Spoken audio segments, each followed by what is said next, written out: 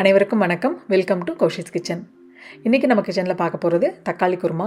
இந்த தக்காளி குருமா இட்லி, தோசை, சப்பாத்தி, பூரி எல்லாத்துக்குமே ரொம்ப ரொம்ப நல்லாயிருக்கும்.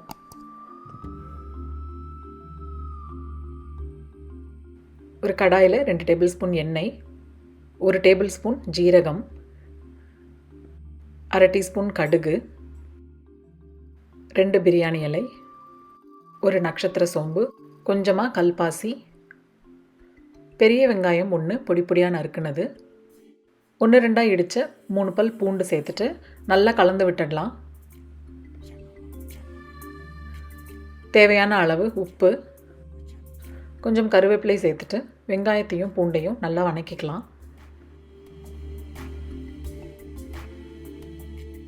வெங்காயம் போட்டு வணங்கினதும் 3 தக்காளியை நல்லா அரைச்சி சேர்த்துக்கலாம். கூடவே 2 டேபிள் ஸ்பூன் சாம்பார் பொடி,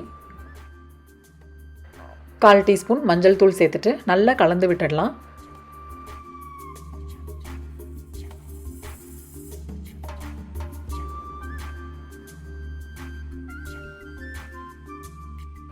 கொஞ்ச நேரத்தில் உங்களுக்கு நல்லா எண்ணெய் பிரிஞ்சு வரும்.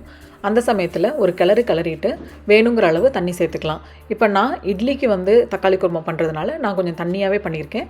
நீங்கள் சப்பாத்திக்கு பண்ணுறதா இருந்தால் கொஞ்சம் கெட்டியமாகவே பண்ணிக்கலாம்.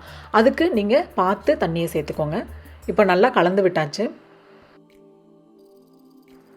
தண்ணி சேர்த்துட்டு நல்லா கொதிக்க விட்டுடலாம். ஒரு கிளறிடுங்க. இது கொதிக்கிற டைமில் இந்த குருமாவுக்கு தேவையான மசாலா அரைச்சிக்கலாம்.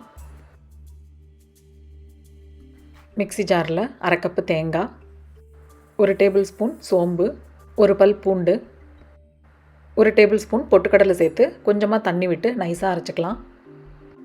குருமா நல்லா கொதிச்சிட்ருக்கு. இந்த சமயத்தில் அரைச்சி வச்ச தேங்காய் விழுது சேர்த்துட்டு நல்லா கலந்து விட்டுடலாம். உங்களுக்கு இன்னும் கொஞ்சம் தண்ணியாக இருக்கணும் அப்படின்னு நினச்சா இன்னும் கொஞ்சம் கூட தண்ணி சேர்த்துட்டு நல்லாவே கொதிக்க விடலாம். 1 கொதி இல்லை 2 கொதி வரட்டும். குருமா நல்லா கொதிக்க ஆரம்பிச்சிருக்கு. இந்த குருமா எவ்வளோக்கு எவ்வளவு கொதிக்க விடுறோமோ அந்த அளவுக்கு டேஸ்ட்டு ரொம்ப ரொம்ப நல்லாயிருக்கும். அப்பப்போ இடையில கிளறி விட்டு ஒரு 2 கொதி இல்லை 3 கொதி வரட்டும். குருமா நல்லா கொதிச்சாச்சு. இப்போது கொஞ்சம் கொத்தமல்லி தழை நறுக்கி சேர்த்துட்டு அடுப்பை ஆஃப் பண்ணிடலாம். தக்காளி குருமா ரெடி ஆகியாச்சு. இப்போ இந்த தக்காளி குருமா செய்கிற மாதிரியே இதே ஸ்டெப் ஃபாலோ பண்ணி நீங்கள் உங்களுக்கு பிடிச்ச காய்கறிகளை சேர்த்து இந்த குருமா பண்ணலாம். நீங்களும் செஞ்சு பாருங்கள். எனக்கு எப்படி இருக்குன்னு சொல்லுங்கள். சுட சுட இட்லி கூட இந்த குருமா ரொம்பவே நல்லா இருந்தது. தேங்க்யூ ஃபார் வாட்சிங். Take care. பாய்.